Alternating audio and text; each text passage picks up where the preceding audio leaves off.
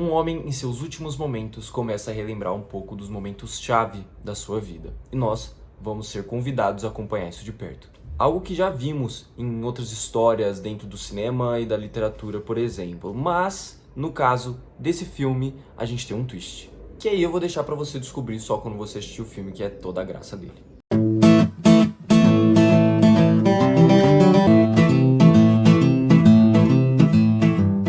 Chuck é dirigida por Mike Flanagan, o cara que é conhecido por vários filmes de terror, como por exemplo o Doutor Sono. E dessa vez ele vem aí com uma missão de trazer essa paixão dele, esse projeto de paixão dele, que é A Vida de Chuck.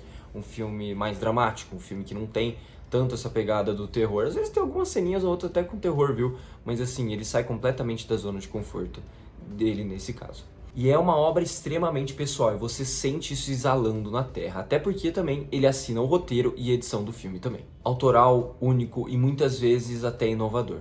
O filme ele não tem medo de se jogar no audacioso e no diferente, até mesmo em um ato inteiro composto por um número musical, ele mostra que é possível sim você tornar esse número musical bem diferente e assim, intrigante ao mesmo tempo. O filme estrela inúmeros baita atores aí, que é, por exemplo, Tom Hiddleston, que faz o personagem de Chuck, temos aí Chiwetel Ejiofor, temos também Carey Gilliam e também Mark Hamill. Todas as performances são muito boas no filme, mas especialmente a de Tom Hiddleston, que sai do drama e vai pra dança, vai pra comédia, vai pra vários temas diferentes, é uma atuação muito cativante. Os personagens são sim muito bem interpretados, com um roteiro que exige que esses personagens exalem muito bem o que eles estão falando, porque é um filme com muitas falas longas, muitas conversas longas. E com esses diálogos filosóficos, diálogos complexos, muitas vezes se você não tem um ator bom ali fazendo aquele papel, aquilo pode ser até meio piegas e zero natural, sabe? Mas isso não acontece nesse filme. Os diálogos são naturais, os diálogos são reais e trazem discussões muito interessantes ali pra tela. Ali ele vai trazer discussões sobre pequenas decisões da nossa vida que a gente toma que muitas vezes acarretam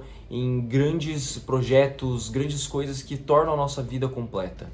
E como essas pequenas decisões do nosso dia, por mais que a gente não entenda, elas vão ter algum significado ali no final das coisas. Como, por exemplo, você dar uma simples atenção para um artista de rua, como isso pode mudar a vida de alguém naquele momento. Todo esse tema me fascina muito, eu confesso. Para aquelas pessoas mais realistas, mais pé no chão, talvez esse filme soe um pouco como aquela coisa da positividade tóxica, sabe? Aquele filme ultra positivo com tudo. Na minha opinião, o filme balanceia muito bem isso e funciona. E não é bom você assistir, às vezes, um filme que tenta explorar temas tão pesados como, por exemplo, a morte de forma um pouco mais leve e de forma até não positiva, né? Mas de forma que vê o lado da vida, os lados da vida positivos. Não é tão bom assistir um filme desse, sair leve de dentro do cinema? De olhar até vezes meio matematicamente, como tudo ao nosso redor, uma coisa vai encaixando na outra para tudo se compor num universo gigantesco e cada pessoa ter o seu próprio universo, na sua própria realidade. E é legal que o filme traz até isso, até vezes a matemática mesmo é arte, sabe? A matemática mesmo conseguindo explicar basicamente tudo, ela mesmo é arte, ela explora a arte. Carl Sagan, um intelectual, um escritor, um cara reconhecido por ser um cara mais racional, mesmo ele escolheu olhar as vidas da humanidade, olhar as nossas vidas com algo mais positivo. E ele diz, né, o Carl Sagan, matematicamente, todas as decisões que a gente toma de alguma forma estão influenciando alguma coisa muito grande que está acontecendo na nossa vida daqui a 20 anos. Sejam elas tomadas no início, no meio ou no final. Às vezes eu me pego pensando em pequenos encontros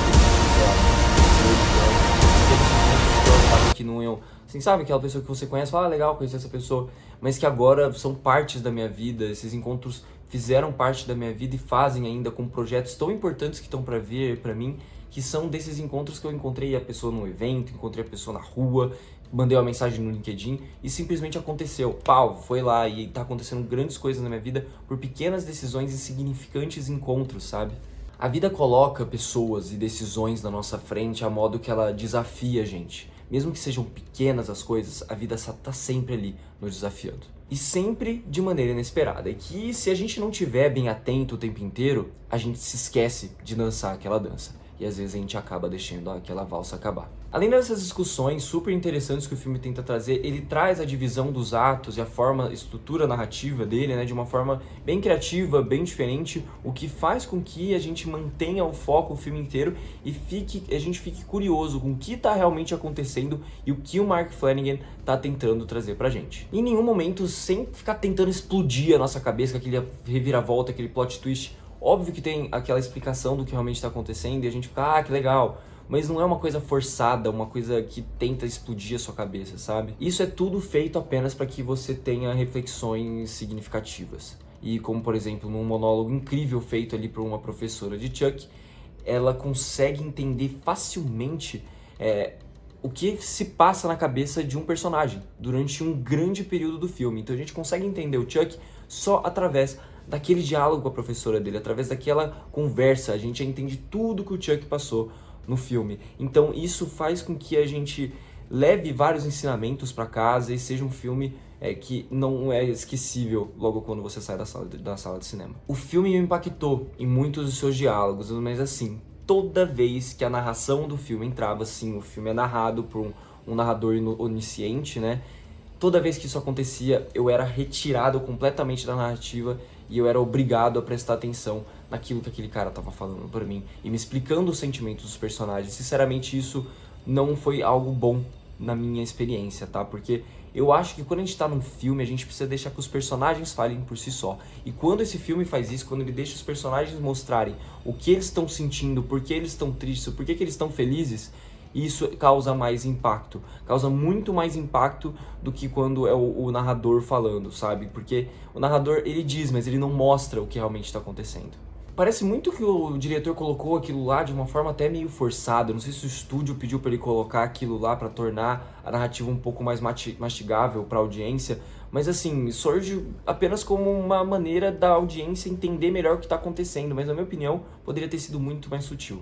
Mas apesar de tudo isso, o filme consegue emocionar pra caramba, sabe? Me emocionei e eu fico muito feliz que um diretor da nova geração como o Mike Flanagan consegue tirar uma paixão dele assim do papel, conseguiu produzir esse filme finalmente, um filme que tá aí para ser lançado faz 2 anos e finalmente ele teve essa oportunidade de conseguir lançar. Por isso eu fico muito feliz e assim, eu quero muito que você vá ver esse filme no cinema, para valorizar esse tipo de obra, uma obra autoral, uma obra diferente e que tem algo a dizer, mais do que tudo.